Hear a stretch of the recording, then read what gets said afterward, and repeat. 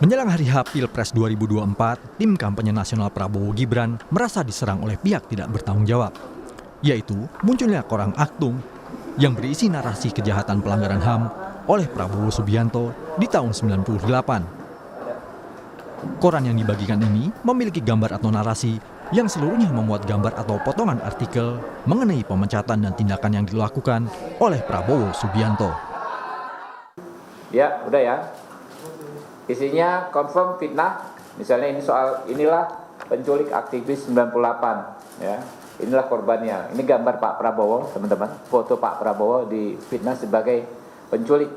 Padahal kalau kita bicara soal penculikan ya, tuduhan kepada Pak Prabowo, ada setidaknya 4 fakta hukum yang jelas-jelas menguatkan bahwa Pak Prabowo tidak ada kaitan sama sekali dengan penculikan.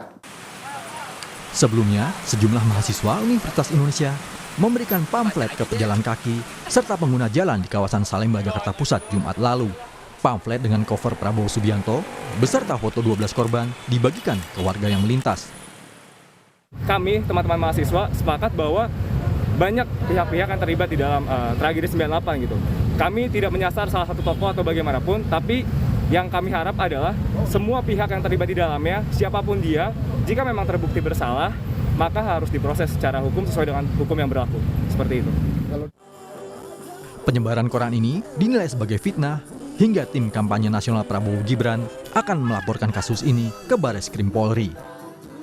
Tim Liputan, Kompas TV.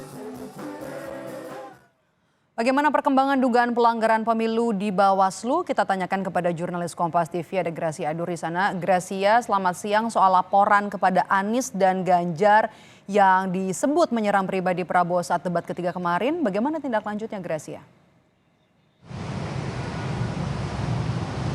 Kalau dari Ketua Bawaslu, Rahmat Bajaj, ini sudah menerima laporan itu dan masih dalam proses. Dan Ketua Bawaslu pun ini juga tidak banyak berkomentar soal pernyataan debat yang disampaikan oleh kedua calon presiden nomor urut 1 dan juga nomor urut 3. Dan tidak banyak berkomentar soal laporan ini, saudara. Tindak lanjutnya adalah Bawaslu akan menyerahkan laporan ini kepada pihak KPU karena KPU yang lebih paham soal bagaimana substansi dari aturan debat tersebut, saudara. Bagi Bawaslu, laporan ini merupakan laporan pertama yang masuk ke Bawaslu soal pernyataan debat masing-masing capres dalam debat hari Minggu tanggal 7 Januari lalu, dan berharap ini adalah laporan yang pertama dan terakhir dan tidak ada laporan-laporan lagi yang masuk, saudara. Kalau saya berbicara sedikit soal bagaimana kronologi sehingga laporan ini bisa masuk ke Bawaslu, awal mula ceritanya adalah pada hari Senin tanggal 8 bulan Januari 2024, Pendekar Hukum Pemilu Bersih ini melaporkan Anies Baswedan dan juga Ganjar Pranowo, di mana ini membahas soal debat capres yang dilaksanakan pada hari Minggu 7 Januari lalu, saudara. Isinya adalah mereka tidak terima soal pernyataan yang disampaikan oleh Anies Baswedan yang bilang bahwa lahan milik Prabowo Subianto adalah seluas 340.000 hektar, dan juga tidak terima dengan pernyataan yang disampaikan oleh Ganjar Pranowo yang mendesak Prabowo untuk membuka data rahasia negara, saudara. Nah, kalau menurut mereka soal lahan Prabowo yang disampaikan oleh Anies Baswedan itu tidak benar. Menurut mereka tanah Prabowo yang disampaikan di LHKPN ini senilai 275 miliar rupiah. Nah, berkaitan soal hal ini, saudara, rupanya Capres nomor urut 2 Prabowo Subianto ini masih membahas di beberapa kampanyenya di hadapan para pendukungnya, saudara, sehingga menimbulkan adanya kata-kata umpatan yang disampaikan oleh Prabowo Subianto, saudara. Nah, menanggapi hal ini ada tanggapan dari sejumlah pakar komunikasi politik, salah satunya dari pakar komunikasi politik Universitas Indonesia yang bilang bahwa Prabowo terlihat sangat masih kesal sehingga sampai mengeluarkan umpatan-umpatan Prabowo di depan para pendukungnya saat berkampanye, saudara. Dan ini dinilai sebagai wujud kegagalan dalam berkomunikasi politik. Tidak hanya menuai tanggapan dari pakar komunikasi politik, tapi ini juga ada tanggapan dari Sekjen PDIP Hasto Kristianto yang ini juga sependapat dengan Wapres ke-6 dan 10 Yusuf Kala yang bilang bahwa seorang pemimpin itu harus bisa lebih menahan emosinya, saudara.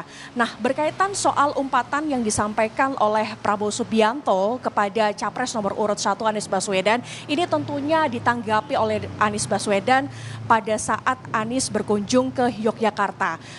Tidak ada komentar yang banyak dari Anies Baswedan, ia hanya menyampaikan matur suwun atau terima kasih, saudara. Bahkan dari tim kampanye Anies Baswedan pun juga menanggapinya dengan hal yang biasa dan tidak mempersoalkan ini sampai melaporkan hal ini ke Bawaslu. Mengapa? Karena ingin menjaga pemilu 2024 ini tetap kondusif dan membiarkan sendiri rakyat yang menilainya, saudara. Nah, berkaitan soal ini Bawaslu menanggapi soal umpatan Prabowo. Memang betul tidak ada laporan yang masuk ke Bawaslu, tetapi kalau menurut Ketua Bawaslu Rahmat Bagja bilang bahwa umpatan tersebut ini bisa melanggar pidana pemilu karena menghina peserta pemilu dan ini sudah diatur dalam Undang-Undang Nomor 7 Tahun 2017 tentang pemilu dengan pidana penjara 2 tahun dan denda 24 juta rupiah. Kita akan menunggu bersama Medop dan juga saudara seperti apa ke depannya, apakah ada laporan yang masuk atau tidak, Medop. Nah, kalau untuk sikap Bawaslu sendiri soal temuan atau apa yang disampaikan oleh PPATK aliran dana kampanye yang diterima ada 21 bendahara parpol dan juga keratusan caleg, apa sikap dari Bawaslu? Sikap dari Bawaslu, Medop dan juga saudara ini masih mempelajari temuan PPATK. Karena menurut Bawaslu, temuan dari PPATK ini masih berupa informasi belum sampai ke alat barang bukti, saudara. Nah, untuk lebih lengkapnya kita simak bagaimana pernyataan dari Ketua Bawaslu Rahmat Bagja.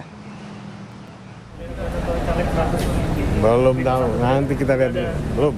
Tapi temuan itu jadi pembanding nanti. Kok temuan beda? Dari temuannya PPATK maksudnya?